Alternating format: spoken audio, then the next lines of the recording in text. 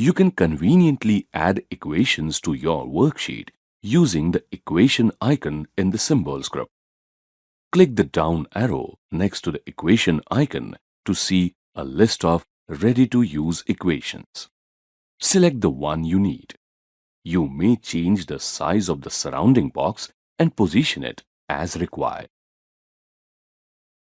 Click the main equation icon to display the Contextual Design tab under Equation Tools.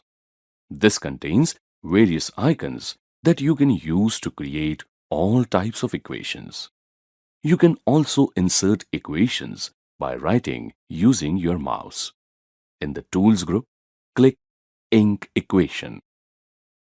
In the Math Input Control window, drag your mouse to write your equation.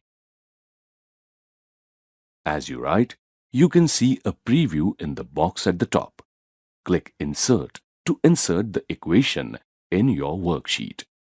Click outside the box to see your equation clearly. The Symbols icon in the Symbols group is used to add symbols that are not available on your keyboard to your worksheet. The Symbol window has two tabs, one for symbols and the other for special characters.